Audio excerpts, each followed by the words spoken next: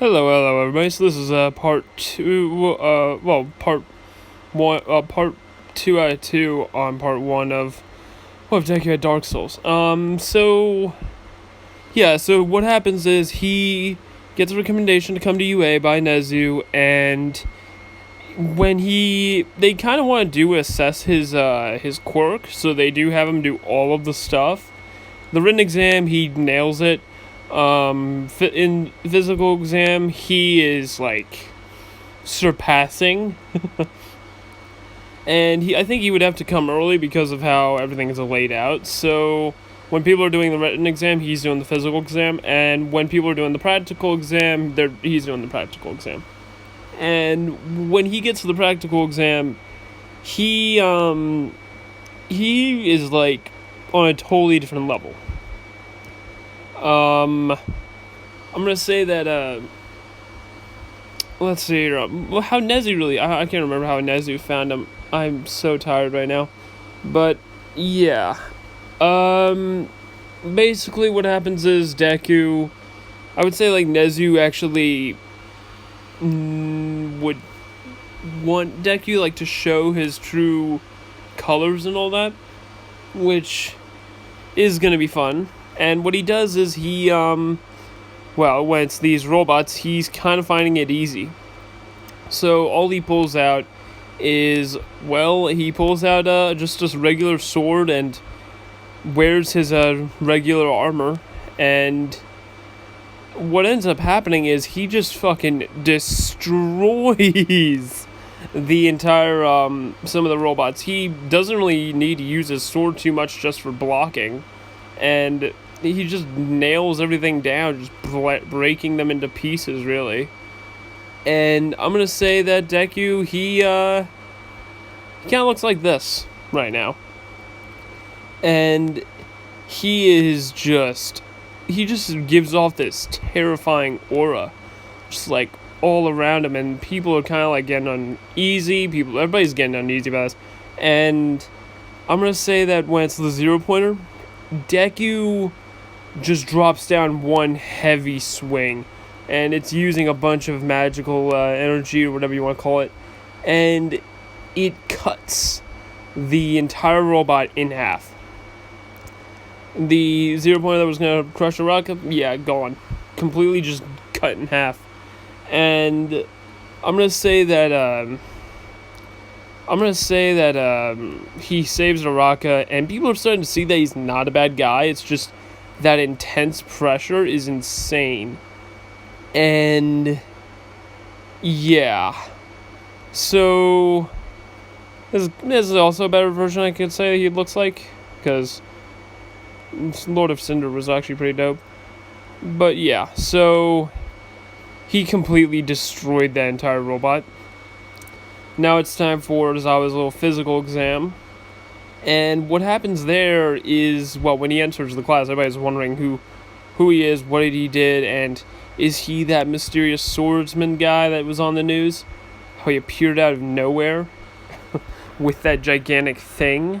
And after explaining that he is, and how he's actually from this world originally, but he actually was transported to that world for what he says is 80 years, what passed in that time, and time was distorted for him, and how he kind of just grew up there. And people were kind of like wondering, like, what kind of conditions was he going through. And seeing how he had like barely any human contact that were actually, there to be friends, he explained that a lot of people wanted to kill him, and he did what he had to do to survive. And a lot of people are just like kind of questioning if he's a villain at that point, or is he like, what has he done really? And I would say that a lot of them could think of him as a villain, but a lot of them can't, because you can't blame him. He had no choice. There was no choice. It was live or die, so you really can't blame him. And I'm gonna say that Deku, when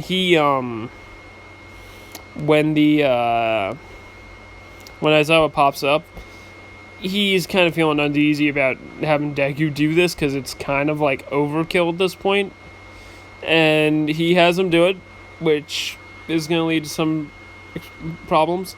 But when they're changing into the workout uniform, people see this huge impalement on Deku's like chest. They just see what looked like would be a sword going through him. They see like all kinds of cuts and burns and injuries that look like shouldn't be possible. Like some that look like his leg was sewn back on. There's some stuff that doesn't even look like it would be possible. Mainly because how he wore his clothes that hid a lot of this stuff. His whole body was covered in scars. And he's just ripped as well. So everybody's pretty much like, how in the world is he alive? And how old is he, really? And what ends up happening is that Deku, when he gets out there and he does most of all the stuff, he literally just does it at beyond peak human capabilities. Like, in All Might terms, All Might couldn't even defeat him, even if he tried his hardest. So, let me put it this way. I'm gonna say that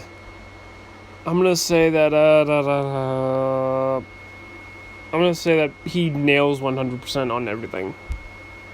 Now, Minyetta gets booted, obviously, and Kendo comes in because I think that's what they said in the anime, because someone was saying, like, how does that work? Like, how does it make sense that Kendo would be in the class? And I think if you watch the anime, I believe it was that she said, so if you didn't make the cut, I would have been pushed up into your class.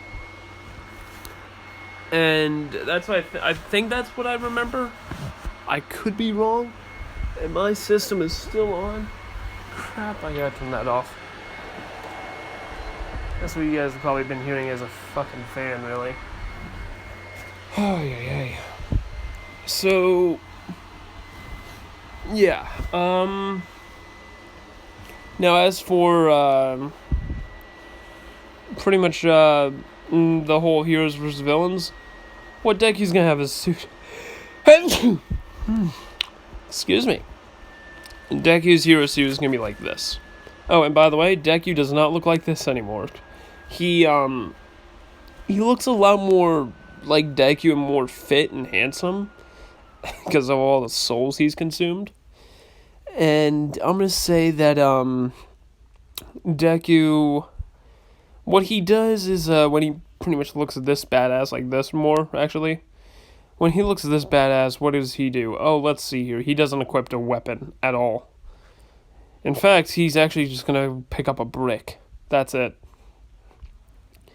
And who is he paired up with? Seeing how overpowered he is, they really don't want to really pair him up with anything, because if they pair him up with someone, it's just going to be worse. So they don't pair him up, and they have him face off against 3 people instead of 2. Because at his strength level, he should take care of 3. And who is he fighting? He's fighting Bakugo, he's fighting Ida, and he's going to be fighting Kendo. So, what ends up happening is going to be this. Deku walks in. Obviously, he's going to have that first encounter with Bakugo. But he throws the brick into Bakugo. Not that hard, but enough to basically throw him across the room. It doesn't kill him, it just breaks a few ribs. That's it. And causes some minor hemorrhaging, but that's about it. Recovery Girl can fix that up. So, yeah. They have Recovery Girl there, and they have to evac like Bakugo quickly. And then next is Kendo, which is gonna be really fun because I can't wait to have you all hear this. So Kendo and not Bakugo, but Deku, they go at it, and it's kind of weird because Kendo, seeing how she knows martial arts, she's able to dodge a lot of the attacks and inflict some of her own damage upon Deku, which does nothing. And Deku just kind of like takes it, doesn't even really get phased, and he just, with one like slap, kind of like this backhand slap, kind of like knocks her off into a wall. And then comes Ida. Whew, he comes in charging with a kick, punching, well, not punching, but, kicking Deku in the face. And that just basically moves his head slightly. And he just grabs Ida and throws him into the ground. And kind of does what Hulk does to Loki. So, yeah, he kind of just does that and then throws him on the ground. And straight up just touches the bomb and wins. Now, what happens here is this. I'm gonna say that Deku, when he's done, everybody's like kind of like terrified that such an overpowered person exists, and it's even possible for this man to be alive. So next is the USJ. Well, on the ride, Deku is catching up with audio logs and stuff like that Nezu prepared for him about the history in the world. And yes, he is way smarter, but it's also he's missed out on so much. So he is like catching up on so much stuff. Now for the fun part. When Deku arrives, he immediately knows that there's some kind of presence about to occur, or like something like strangely almost familiar. And then he sees the portal come up, the darkness, and he's like, that's kind of familiar to what I've been through. Kinda. Just because the portal thing, it just kind of like makes him think of when he first arrived in Dark Souls and how fucked up that was. And I'm gonna say that when he sees Kurogiri and all those villains in that Nomu, he feels kind of relieved because now he can actually have some fun. And he kind of walks out there with Aizawa just running out there saying, stay here, I'll take care of this. And Deku, he just walks down slowly. And the villains are kind of like, what does that kid think he's going to do? So as they fight Aizawa, a lot of them do. A few go after Deku. And Deku, he doesn't even pull out his sword, which is like on his side. And what he does is he just slaps them away, backhand slaps them. And they just go flying. And then people start realizing the flames, and they see that, oh crap, it's the guy on the news that even All Might couldn't even fight. And this is where things get fun, because this is where Shigaraki has the Nomu fight Deku. And what the Nomu does is it punches into Deku, knocking him back a bit, which is kind of big because this thing was supposed to kill All Might, and it was also has some shock absorption, so hey. And what happens here is this. Deku, he punches it with a whole lot of might. And it pushes it back, but not too, like, that far back. And he's like, finally, a challenge. And when the Nomu comes back with, like, regeneration, he cuts off its arm with one slash of his sword. And everybody's starting to back up now because they know that Deku's overpowered. And I'm going to say that Kurogiri tries to trap Deku and kind of, like, do what they were going to do to All Might. But he can't. He really can't. Because of one reason. The flames, he kind of shoots them out from his sword at Kurogiri. And then punches the Nomu back.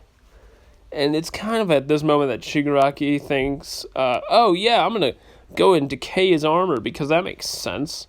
Well, let's put it this way. This armor is special. It grows with Deku. And it's over-fucking powered. There is, like, insane amount of durability on this thing. You can't just break it. It is, like, god-tier unbreakable shit. The armor heals itself. It recovers through the magic gauge that Deku has, and I'm going to say this right now, it's way beyond anyone's comprehension. Like, if, you remember remember how Ainz used that instant death spell.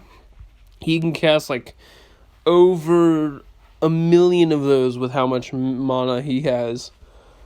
And he would still be unfazed a bit. He would like need to rest just like a second, but that would be it. Now, here's the fun part. If he had that magic, everything would be over by now, but he doesn't. So, what he does is this. Deku with one goddamn slash cuts the Nomu in half. And what happens next is simple. It pulls itself together. Mainly because the brain wasn't technically that destroyed, but it was pretty destroyed.